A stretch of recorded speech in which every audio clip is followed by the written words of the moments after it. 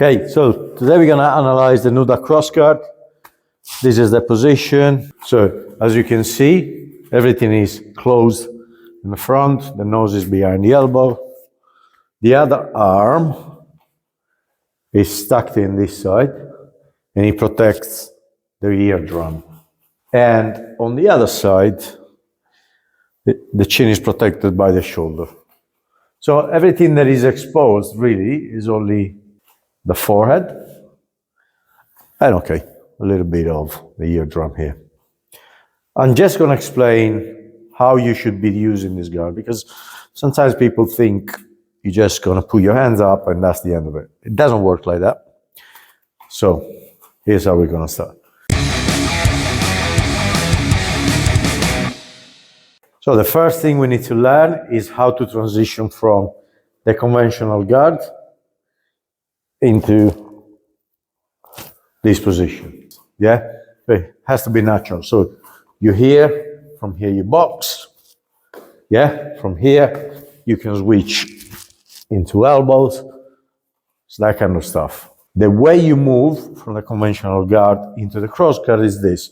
The left hand goes into your right shoulder. So this is number one. So from this position, this goes here and your nose goes behind the elbow. Okay? And this needs to be solid.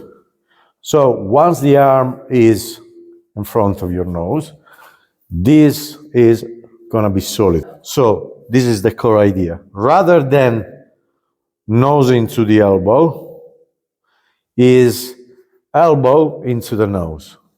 So again, rather than thinking nose into the elbow, is elbow into the nose. The forehead is slightly lower, yes, because then anything that goes there is hard, yeah? Yeah, so my hand cracks the forehead, it's not good for the hand. It's still a bit painful, but it's not good for the hand. But if you think this and the nose goes too low, then you lose visibility.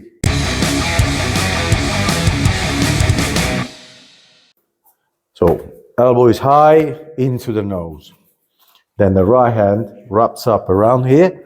And what you have to do when you do this, you squeeze the elbows together. So you shouldn't be keeping it like this. This is not good because it's pretty weak. Yeah? See, from here I could insert my forearm in there and then get you into weird positions with the clinch, where if the elbows are tight, nothing goes in there, you see? So this is not good, yeah? This is not good because even the elbow going in there could create damage, yeah? This could create damage. See, I open everything up and then I'm into a clinch. Where if this is nice and tight, nothing goes in, nothing goes in, nothing goes in. So this is how we're gonna start teaching our student how to use the guard. So he's there, and I'm gonna start giving Luca some input, like as if I'm actually throwing some punches. Okay, and he's gonna move into that straight away. Boom. So now, this time he's learning to crushing with it, and he's making the transition smooth, right? Boom, there. Boom. Here, so we move, boom, there, here, nice, yeah, good, all right, attack, boom, boom, there, boom, here, boom. And what you kind of want to do is make it natural, playful, but still working with some good boxing dynamics, yeah, boom. Boom, boom, boom. Excellent. So now he's basically training the transition from the conventional boxing stance into the cross guard. Sometimes the mistake people make is this. They get obsessed with blocking at all costs.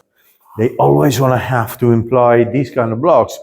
Otherwise, it's not martial arts. It is. Conventional boxing is a great art, the best art, especially when it comes to learning all the relevant skills that we need in order to become great punchers, and you get all the reflexes.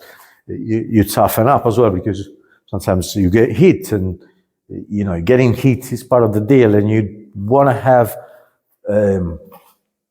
the real understanding of the fact that whenever you go for an exchange, chances are you're also going to get hit. But on top of that, we're going to bring framing, which allow us to survive in case things are getting in a situation where we need to buy ourselves time. So if I'm going in there, okay, I'm going really hard, Luca sees the aggression, he goes straight into the cross guard.